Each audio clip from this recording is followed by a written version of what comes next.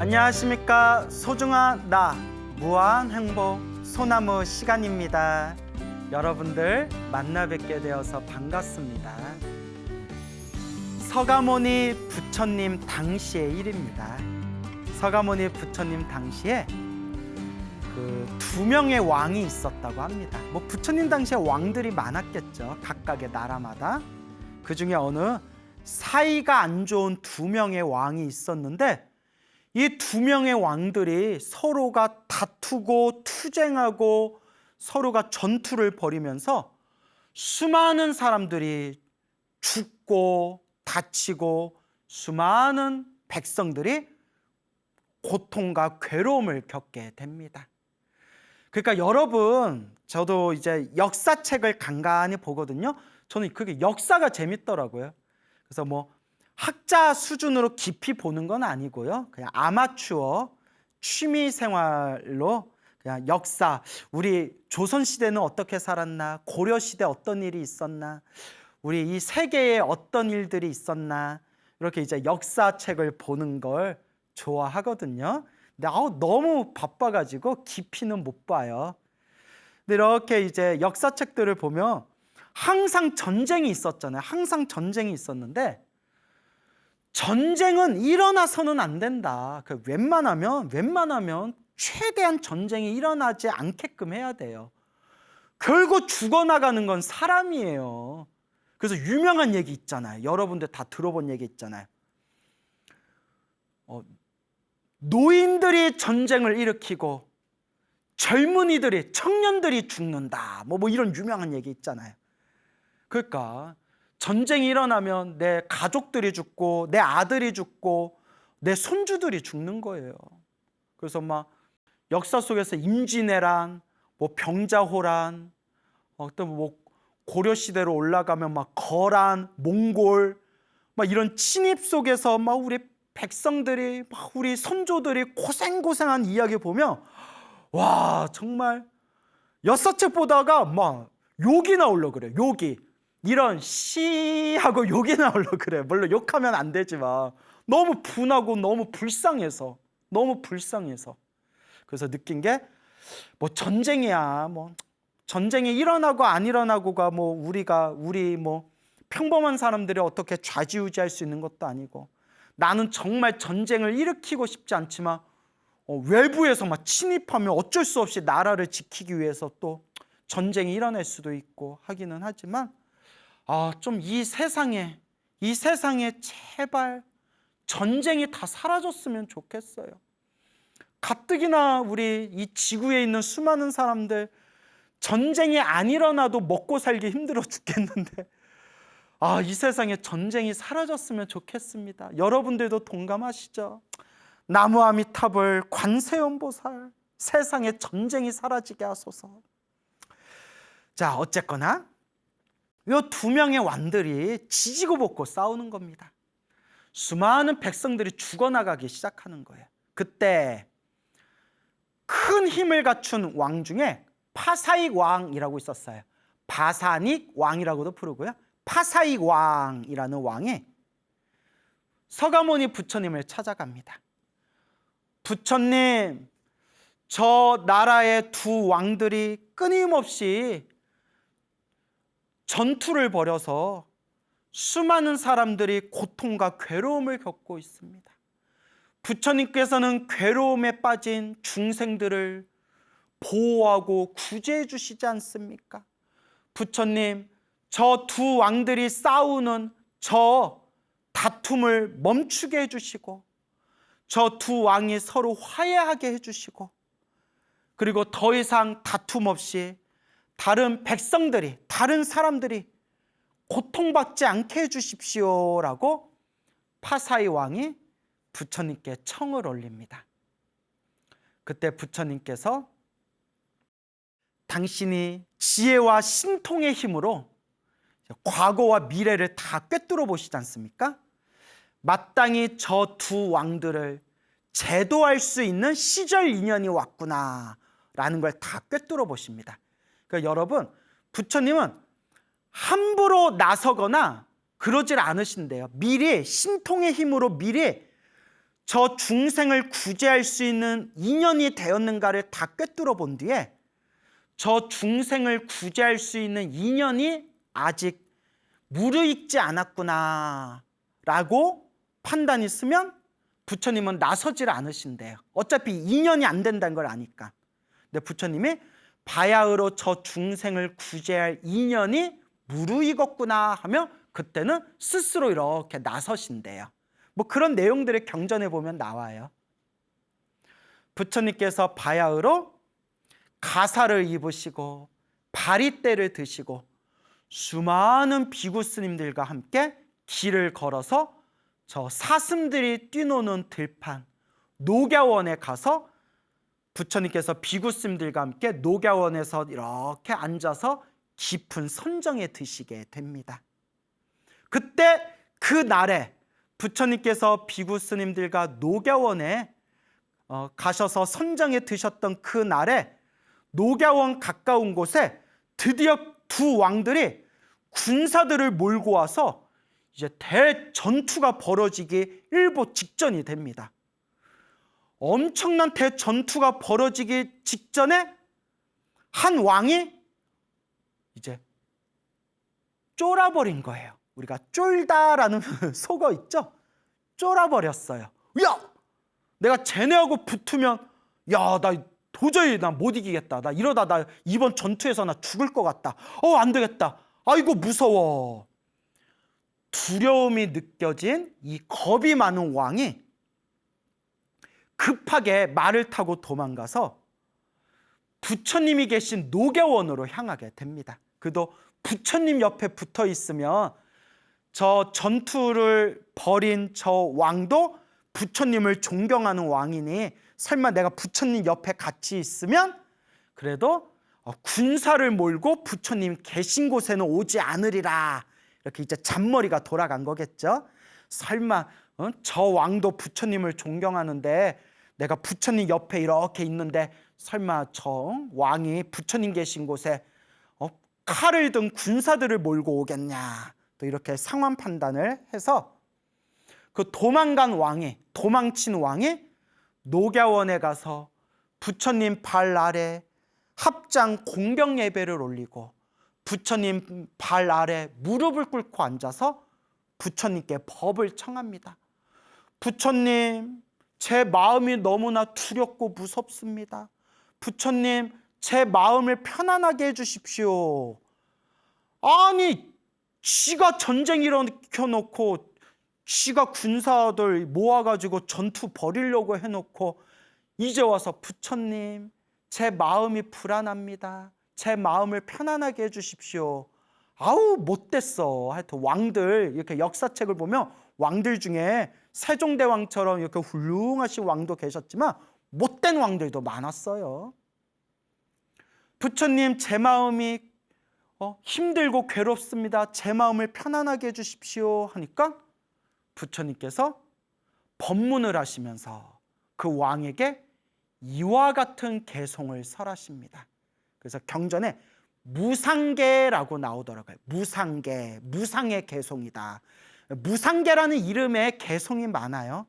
여러 가지 개송이 있는데 지금 부처님께서 그 왕에게 이와 같은 무상계를 부처님께서 개송을 설하십니다. 높은 것도 언젠가는 떨어지고 있는 것도 언젠가는 없어지고 태어나도 언젠가는 죽게 되고 태어나도 언젠가는 죽게 되고 만나도 언젠가는 흩어진다. 사국이에요. 무상계, 사국계. 높은 것도 결국에는 떨어지고 있는 것도 결국은 사라지고 없어지고 태어나면 반드시 죽게 되고 만나면 언젠가는 흩어지게 되느니라. 세상에 영원한 것은 없다라는 이 무상계를 설하는 순간 이야, 이 왕이 전생에 전생에 그래도 공덕을 많이 닦았는지 그 부처님의 사국에 무상계를 듣는 순간 마음이 환해지면서 수다원이라는 깨달음에 이르게 됩니다. 수다원, 사다함, 아나함, 아라한, 아라한으로 가는 4단계 중에 1단계 수다원이라는 깨달음의 경지에 들어가게 됩니다. 그래서 부처님 경전에 보면 수다원이라는 깨달음만 얻어도 이 세상에서 가장 고귀한 존재가 된다라는 말씀이 있습니다. 지가 막 전쟁 벌여놓고 왕하고 막 다투면서 수많은 사람을 죽게 만들었던 그 도망친 왕이 부처님 법문 듣자마자 수다원이라는 깨달음을 얻게 됩니다. 수다원이라는 1단계 깨달음을 얻으면 칠생 안에 아라한이 된다고 합니다. 거룩한 성자 아라한이 된다고 합니다. 그거 엄청 깊은 경지예요. 마음에 환한 깨달음을 얻은 수다원이라는 깨달음을 얻은 이 왕은 이제 정신 차린 거예요. 우리말로 하면 정신 딱 차리고 더덕구나 모든 것이 더덕구나 오직 깨달음 진리만이 유일한 길이구나. 그리고 부처님께 청을 올립니다. 거룩하신 세존이시여, 제가 머리 깎고 출가해서 부처님의 비구 제자가 되고자 합니다. 저의 청을 받아주십시오라고 왕이 출가하겠습니다 청을 올리니까 그때 부처님께서 그 왕의 마음을 다 꿰뚫어 보시고 수다원가에 이른 왕의 마음을 꿰뚫어 보시고 부처님께서 이렇게 말씀하십니다. 잘 왔노라 비구여 라는 부처님의 말씀과 함께 왕의 머리카락과 수염이 후두두두둑 떨어지고 입고 있었던 그 왕이 입고 있었던 그 화려한 옷이 순식간에 뿅 하고 이 스님들이 있는 가사로 싹 변하게 됩니다. 그리고 부처님의 발 아래 수행해서 아주 짧은 시간 안에 모든 번뇌가 다 사라진 거룩한 성자 아라한 비구 스님이 됩니다. 그때 그 출가한 왕 아라한이 되신 그 아라한 비구 스님이신 출가하기 전에였던 그 왕과 전쟁을 벌이고 다퉜던 그 반대쪽 왕이 자기와 사이가 나쁘고 자기와 전쟁을 벌였던 자기와 끊임없이 싸웠던 그 반대쪽 왕이 머리 깎고 출가해서 부처님 비구 스님이 되었다. 부처님의 출가 제자 비구 스님이 되었다라는 소식을 듣고 깜짝 놀랍니다. 깜짝 놀래요. 그리고 가스 활명수를 마신 것처럼 속이 시원해지는 겁니다. 왜냐하면 항상 자기랑 다퉜던 왼수 같은 왕이 있었는데 그 왕이 자신의 왕위를 버리고 그러니까 언제 나를 죽일 줄 몰랐던 왼수 같은 놈이 있었는데 자기의 권력을 다 버리고 머리 깎고 출가해서 산속에 깊이 들어갔다 생각해 보세요. 얼마나 속이 시원하겠어요. 그래서 너무 기뻐가지고 그리고 이 왕도 굉장히 쿨한 왕이었던 것 같아요. 언제는 죽일 듯이 싸우다가 머리 깎고 출가했다는 얘기를 듣고 이제 원망하는 마음이 다 사라진 거예요. 원앙, 복수심 같은 게 이제 다 사라진 거예요. 그러니까 에이 까짓 거 이제 스님 됐는데 이제 뭐 내가 싸울 필요가 있겠냐 뭐 이런 생각을 했는지 몰라도 기쁜 마음으로 부처님과 그 왕이 부처님과 수많은 비구 스님들을 궁전으로 모셔서 공양청을 올리게 됩니다. 그래서 부처님과 수많은 비구 스님들이 그 왕의 초청을 받아서 전쟁을 벌였던 그 왕의 초청을 받아서 그 왕의 궁전에서 왕이 지극정성 공양 올리는 그 공양청을 받으시고 그리고 부처님께서 법을 설하십니다. 부처님 법도는 신도들에게 공양청을 받고 공양이 다 끝나면 부처님이 항상 그 공양청을 올린 신도에게 법문을 해주시는 게 바로 부처님의 법도입니다. 부처님께서 자상한 말씀으로 법문을 하시고 법을 설하시니 그 법문을 듣고 왕이 엄청난 기쁨과 환희심을 일으키게 됩니다. 그리고 그 기쁨과 환희심과 감동을 느끼면서 왕이 부처님 발 아래 무릎을 꿇고 합장하고 부처님께 공경 예배를 올리면서 부처님을 향해서 다음과 같이 서원을 세우고 발언합니다. 오 부처님이시여, 오 위대하신 세존이시여, 제가 오늘 부처님께 공양 올린 이 성근 공덕으로 미래 세상에 눈이 어두운 중생에겐 밝은 눈을 얻게 하고 귀할 곳이 없는 중생에겐 귀할 곳을 얻게 하고 구호받지 못한 중생에겐 구호를 얻게 하고 해탈하지 못한 중생에겐 해탈하게 하고 안온하지 못한 중생에겐 안온함을 얻게 하고 열반에 이르지 못한 중생에겐 열반의 경지에 이르게 하소서 하고 부처님의 발 아래 지극한 마음으로 보리심, 모든 중생을 다 제도하겠다는 거룩한 마음, 안욕따라 삼맥삼 보리심, 보리심을 환하게 바라니 부처님께서 그 왕의 보리심과 그 서원을 보시고는 부처님께서 왕을 향해서 환한 미소를 지으시는데 그 미소에 오색 광명이 뿜어져 나오고 그 오색 광명이 다시 부처님의 몸을 세 겹으로 감싼 뒤에 부처님의 정수리 안으로 그 광명이 쏙 들어가게 됩니다. 이때 아난 스님이 부처님께 여쭈어 봅니다. 부처님이시여, 부처님은 가볍게 웃음을 보이지 않으신데 어찌하여 지금 환한 미소를 보이시며 입에서 광명을 뿜어내십니까? 그때 부처님께서 이와 같이 말씀하십니다. 오늘 공양 올린 저 왕을 보았느냐? 예, 오늘 공양청을 올린 저 왕을 보았습니다.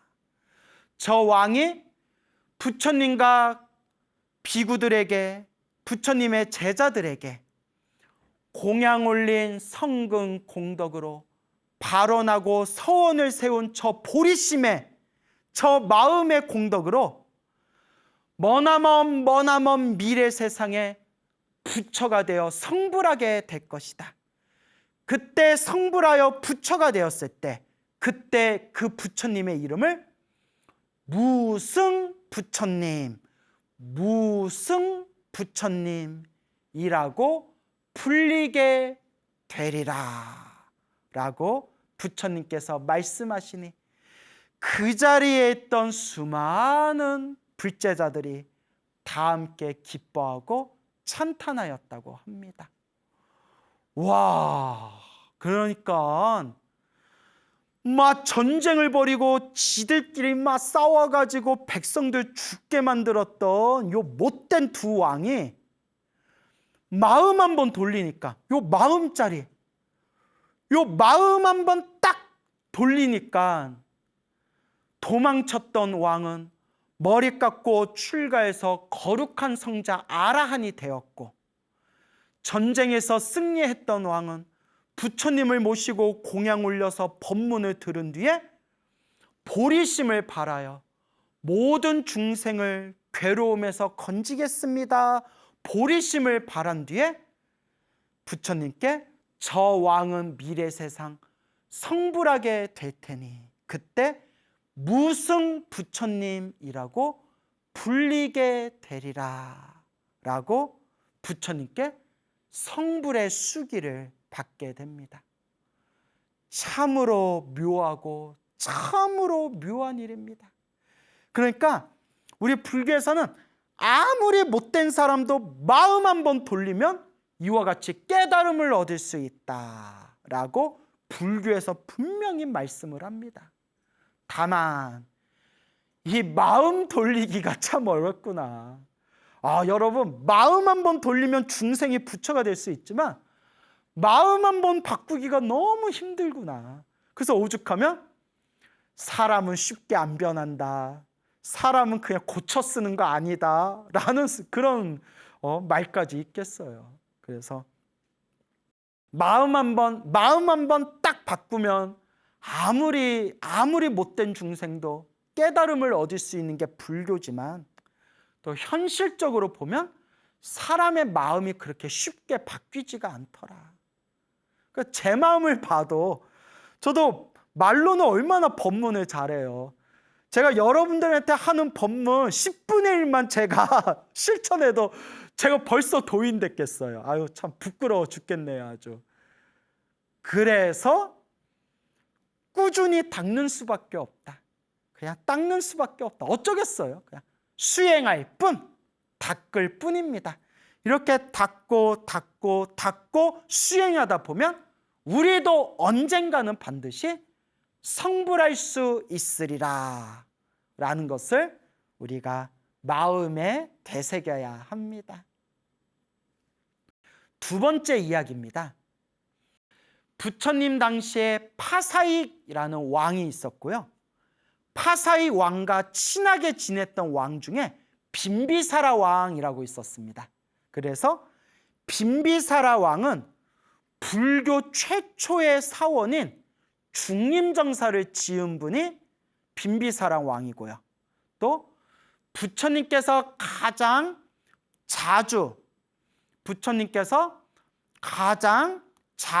오랫동안 머무르셨던 가장 유명한 사찰 기수급 고도건 기원정사, 이 기원정사가 있었던 사위성, 사위국의 왕이 바로 파사익 왕이 되는 겁니다. 물론 파사익 왕이 기원정사를 지어준 건 아니고요. 수다따 장자가 이제 기원정사를 짓게 되는데, 그 기원정사가 있는 나라를 다스리던 왕이 바로 파사익 왕입니다.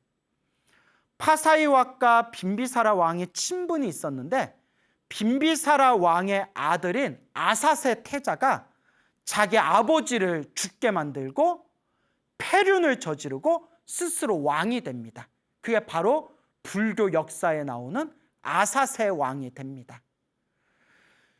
이 파사익 왕과 아사세 왕이 서로 큰 전투를 벌이게 됩니다. 전쟁을 벌이게 돼요. 아사세 왕이 침범을 해가지고 파사익 왕과 전쟁을 벌이게 됐는데, 파사익 왕이 3번을 싸웠는데 3번을 졌다고 합니다. 그래서 결국 쫓겨날 처지에까지 이르게 되었는데, 전쟁에서 이제 패전한, 전쟁에서 지게 된 그 파사익 왕에게 어느 큰 부자가, 돈이 엄청나게 많은 큰 부자가 파사익 왕을 찾아갔다고 합니다. 그리고 그 부자가, 돈 많은 그 재벌이 파사익 왕에게 이렇게 얘기합니다. 저한테 어마어마하게 보배가 많습니다. 엄청나게 제가 재물이 많습니다. 저의 재물 창고를 왕에게 드릴 테니까 왕이시여, 제가 드린 이 재물로 무기와 군사를 다시 모아서 다시 마지막 전투를 하십시오. 제가 파사익 왕의 전쟁을 제가 후원하겠습니다. 거기에 막 용기 100배 힘을 얻은 파사익 왕이 그 부자가 후원해준 그 보석과 재물로 수많은 군사와 힘이 센 장사들과 날카로운 무기들을 다시 모은 뒤에 다시 전쟁에 나가게 됩니다. 그리고 극적으로 마지막 전쟁에서 파사익 왕이 크게 승리를 한 뒤에 그 아사살 왕을 생포하게 됩니다. 그래서 그 아사살 왕을 생포한 뒤에 수레에 이제 가둬놓고 그 수레를 끌고서 부처님이 계신 기원정사 기수구 고도건에 찾아와서 부처님께 공경 예배를 올리고 부처님께 이와 같이 말씀을 올립니다. 파사이 왕이 부처님께 이와 같이 말씀을 올립니다. 세존이시여, 제가 연달아 전쟁에서 패하다가 마지막 전투에서 이 아사세 왕을 제가 사로잡았습니다. 부처님이시여, 저는 이 아사세 왕에 대해서 아무런 원한이 없는데 이 아사세 왕이 악한 마음, 못된 마음을 갖고 우리나라에 먼저 침범을 했습니다. 마음 같아서는 단칼에 목을 자르고 싶지만, 하지만 이 아사세 왕의 아버지인 빈비사라 왕과 저는 친한 친구 사이였습니다. 그래서 어차피 제가 전쟁에서 이겼고 이 아사세 왕을 꺾어버렸으니 아사세 왕을 그냥 고이 풀어주고자 합니다. 그냥 나라로 돌려보내고자 합니다. 그때 부처님께서 크게 칭찬하십니다. 참으로 착하다. 참으로 착하다. 친하거나 친하지 않거나 평등하게 마음을 대하는 것, 이것은 참으로 훌륭한 일이요. 부처님의 말씀을 듣고 그 사로잡은 아사세 왕을 아주 크게 꾸짖은 뒤에 아사세 왕을 이제 나라에 보내버리게 됩니다.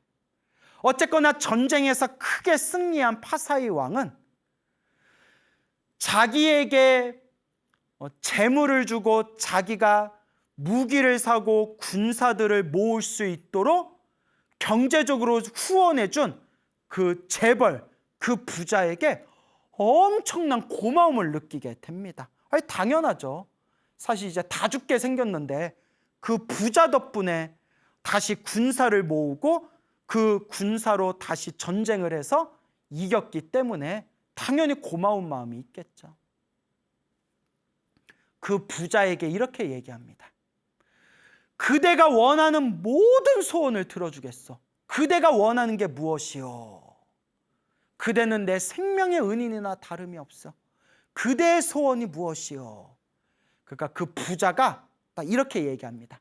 왕이시여, 이런 말씀 드리면 참으로 부끄러운 이야기지만 딱 7일만, 딱 일주일만 이 나라의 왕노릇을 하고 싶습니다. 딱 일주일만 왕노릇을 하고 싶습니다. 그러니까 파사이 왕이 크게 웃으면서 아니, 내 당연히 그것도 내가 못 해주겠어.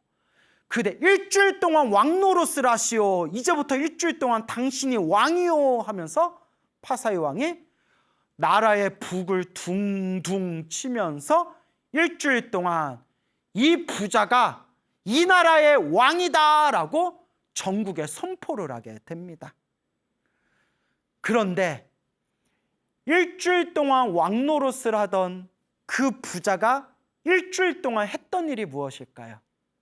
바로 부처님을 궁전으로 부처님과 수많은 부처님의 제자분들을 모시고 부처님과 부처님의 제자분들에게 정성스럽게 지극정성으로 공양을 올렸다고 합니다. 그렇게 일주일 동안 왕노릇을 하면서 왕으로서 일주일 동안 왕으로서 그런 호사스러운 생활을 누리면서 일주일 동안 또한 부처님과 부처님의 제자분들을 모시고 지극정성 공양을 올리게 됩니다. 이제 일주일, 7일 동안, 일주일 동안 이제 왕노릇하였던 마지막 날이 다가오고 마지막 7일째 되는 날 부처님과 부처님 제자분들에게 공양을 올린 뒤에 지극정성 공양을 올린 뒤에 부처님 앞에서 다음과 같이 무릎 꿇고 합장하고 이와 같이 서원을 세우고 발언합니다.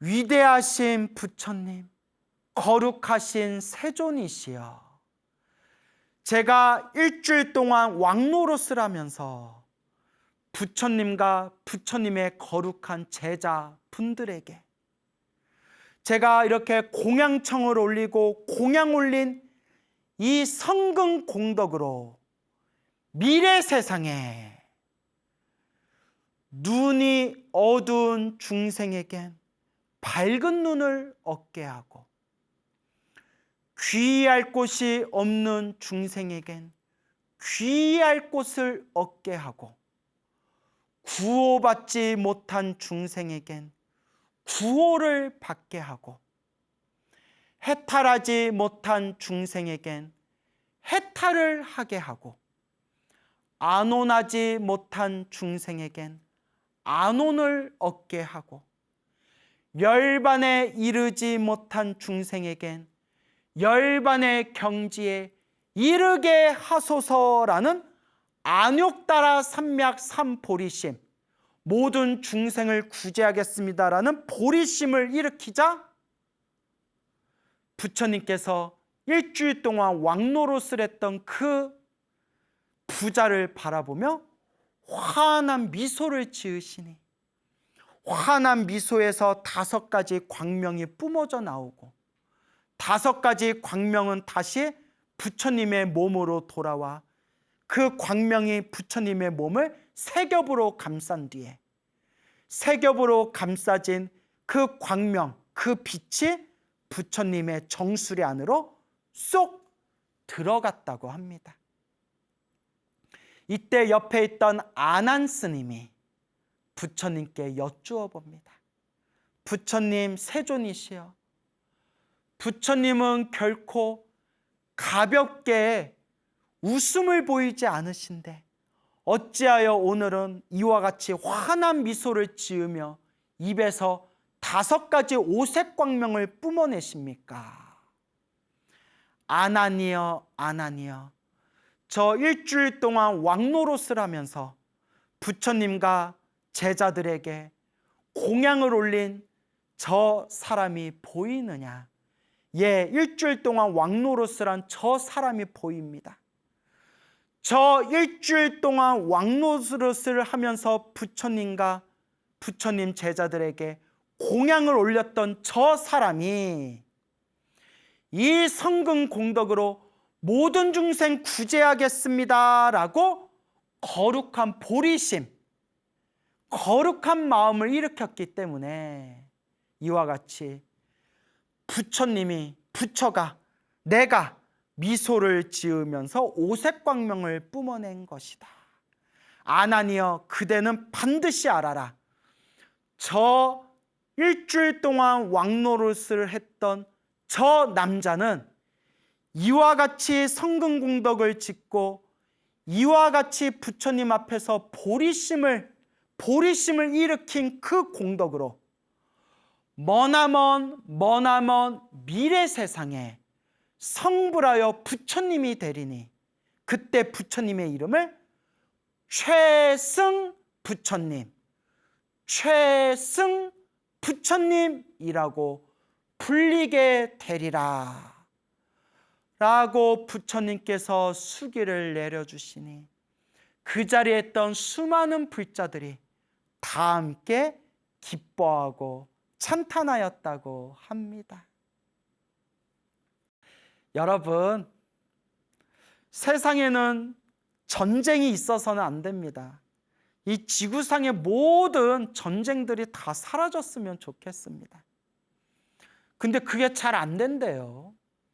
우리 중생은 너무 지독한 탐욕과 성냄과 어리석음이 있어서 서로의 그 욕심 때문에, 서로의 그 욕심, 조금이라도 더 가지고자 하는 욕심 때문에 결국 이 사바세계는 다툼이 끊이지를 않게 되는 겁니다. 그런 진흙탕 같은 이 탁한 세상 속에서 그래도 우리 불자들만큼은 이 마음을 잘 닦아야 합니다. 이 혼탁한 진흙벌 같은 이 세상 속에 그래도 우리가 전생에 한 가닥 복을 짓고 착할선 뿌리 익은 성근이 있어서 이번 생 그래도 이렇게 소중한 부처님 법을 만났구나. 그래도 내가 전생에 지어놓은 복이 있고 성근이 있어서, 그래도 내가 전생에 지어놓은 공덕이 있어서 이번 생에 이렇게 소중한 부처님 법을 만났구나 라는 참으로 다행입니다, 부처님 법 만나서 참으로 다행입니다 라는 다행지심, 다행이다 라는 마음을 가슴에 품으셔야 됩니다. 우리가 이 혼탁한 약육강식의 이 시대, 이 세상에 그나마 이 부처님의 법을 만나지 않았더라면 우리는 얼마나 방황하면서 살아왔을 것인가. 그래도 이 소중한 부처님 법을 만났으니 우리 불자들만큼이라도 조금씩이라도 이 마음을 닦아야 한다, 이 마음을 닦아야 한다 라는 것을 명심해야 됩니다. 그래서 여러분, 저는 이 중생세계가 징글징글하게 싫어요. 모르겠어요. 그렇게 제가 고생한 것도 아니고, 저 이렇게 살아오면서 크게 뭐 밥을 굶어봤다거나 누구한테 두들겨 맞았다거나 뭐 이렇게 고생한 것도 없는데, 제가 되게 세심하고 예민한 성격인가 봐요. 그냥 중생들 힘들어하는 모습 보면 가슴 아프고, 뉴스 보다 보면 막 열받고 가슴 아프고, 역사책 보다 보면 또 막 가슴 아프고, 이놈의 중생세계 예랄, 아우 징글징글하다라는 생각이 들어요. 다음 생 나는 또 무엇으로 태어나려는가? 다음 생, 다다음 생 나는 또 무엇으로 태어나려는가?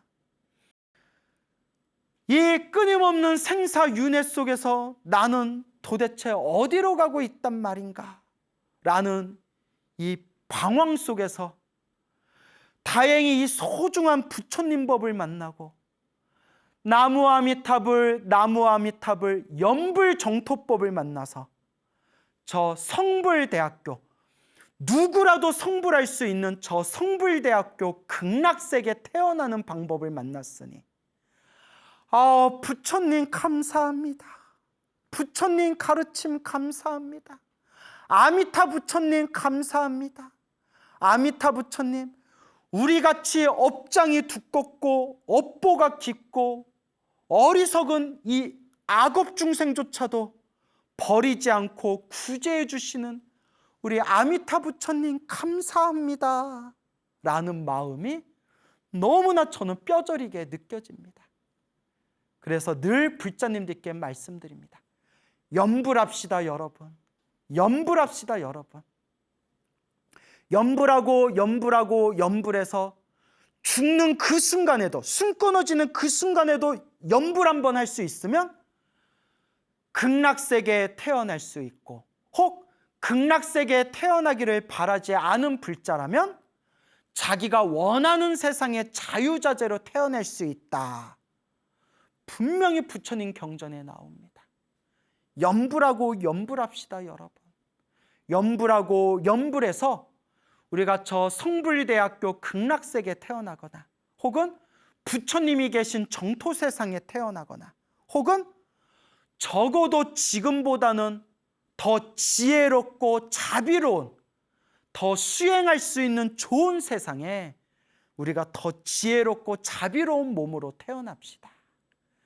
그리고 세세상행 보살도 세세생생 보살행, 세상 태어나고 태어날 때마다 모든 중생 다 구제하고 모든 중생 다 함께 성불하겠습니다. 이 우주가 다 사라지고 중생들이 다 성불하는 그날까지 비록 내가 미약하고 어리석고 부족할지라도 모든 중생 다 함께 성불하겠습니다 라는 마음으로 그렇게 보살행을 닦읍시다, 여러분. 명심하시기 바랍니다.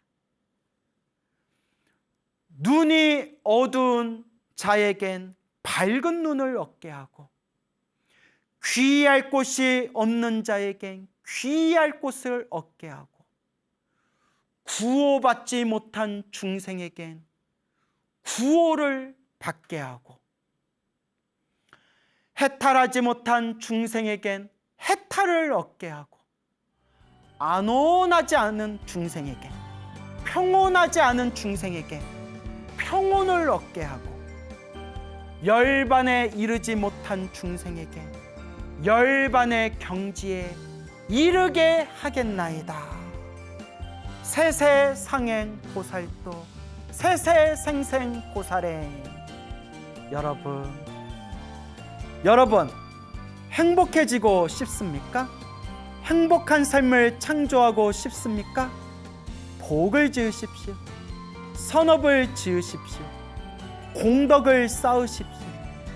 복과 선업과 공덕의 힘이 여러분들을 진정한 행복의 길로 이끌어 줄 것입니다. 여러분 성불하세요.